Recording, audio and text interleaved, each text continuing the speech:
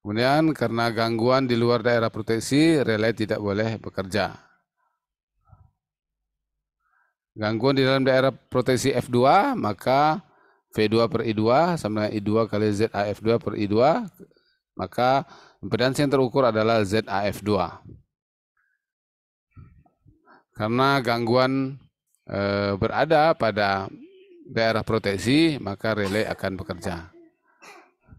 Ketentuannya adalah jika ZF atau impedansi pada titik F lebih besar daripada impedansi A ke B, maka relay tidak boleh bekerja karena impedansinya besar, berarti tidak dalam daerah proteksi.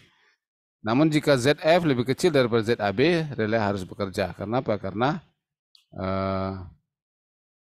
di antara AB itu ada impedansi antara titik pengukuran dengan titik B itu sudah diketahui. Kemudian kalau dia lebih kecil daripada impedansi tersebut, maka berarti ada terjadi hubungan singkat antara titik A dan titik B. Kemudian ZAB merupakan batas dan relay backup. Bila pembangkit bertambah besar, I bertambah besar, V juga bertambah besar. Akibatnya V per I yaitu Z akan tetap. Atau relay jarak tidak dipengaruhi oleh besar kecilnya pembangkitan daya. Jadi ketika daya berubah, misalnya mengganti generator atau mengganti trafo, itu relay jarak tetap mengukur seperti semula. Karena I dan V yang bertambah itu tidak akan mempengaruhi kerja pada relay jarak. Yang berpengaruh terhadap jangkauan relay jarak adalah ketelitian atau kesalahan trafo arus, trafo yang untuk mengukur tadi, kemudian ketelitian atau kesalahan trafo tegangan, dan ketelitian kesalahan relaynya itu sendiri. Prinsip kerja relay jarak elektromekanis, jenis impedans, cara kerjanya adalah seperti ini.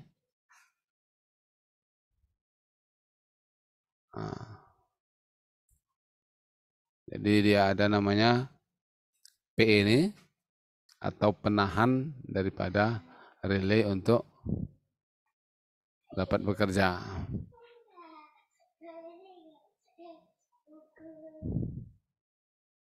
Ini karakteristik relay.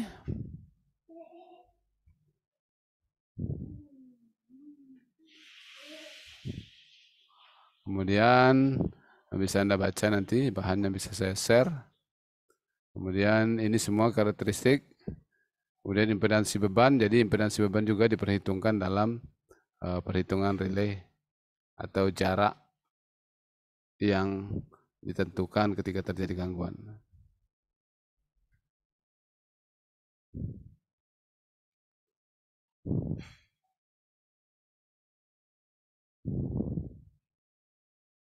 Jadi karakteristik relay itu berbentuk lingkaran seperti ini. Ini selagi masih dalam lingkaran ini, maka akan diproteksi oleh relaynya, atau relaynya akan bekerja bisa bila terjadi gangguan. Nah, ini relay elektromekanik ada tiga buah lingkaran. Jadi dalam daerah tersebut relay akan tetap bekerja.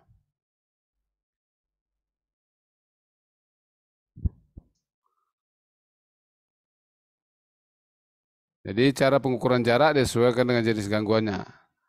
Dengan demikian tegangan dan arus yang masuk relay disesuaikan dengan jenis gangguannya. Jadi kalau gangguan satu pasang ke tanah, tegangan dan arus relay juga akan berbeda dengan gangguan satu pasang ke pasang atau dua pasang ke tanah.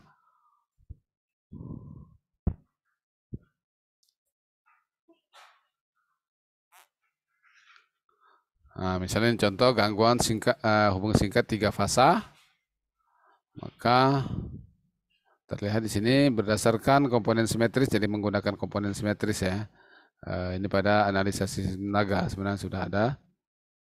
Jadi karena pada gangguan fasa ke tanah ada namanya urutan 0.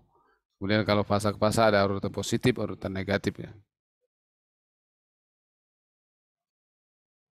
Ini kalau gangguan singkat 2 fasa atau fasa ke fasa.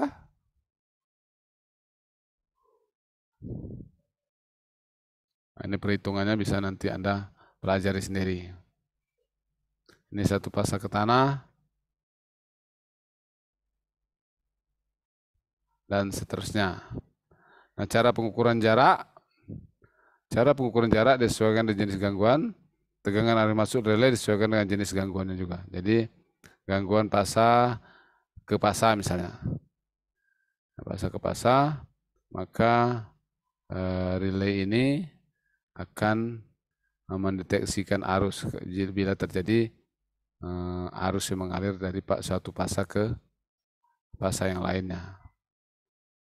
Kalau ini gangguan pada pasa R, mana pasa R ini paling atas ya, terjadi gangguan dengan pasa S, maka dia akan dideteksi oleh relay proteksinya. Ini gangguan pasa ke pasa, R ke S, S ke T, T ke R. Tegangannya adalah VRS kalau pasa R ke S yang terganggu atau yang terhubung singkat. VST kalau S ke T yang terganggu, kemudian VTR kalau T ke R yang terganggu. Cara menghitung arusnya sini ada ya. Nah, ini IR dikurang IS.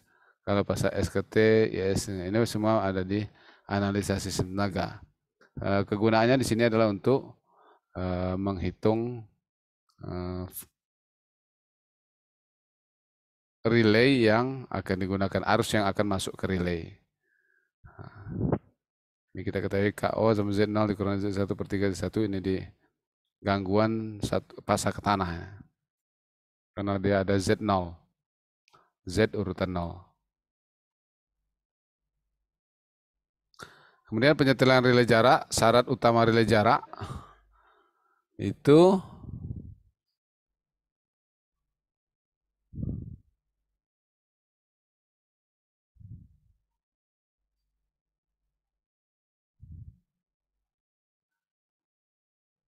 cara penyetelan dapat menentukan arah letak gangguan.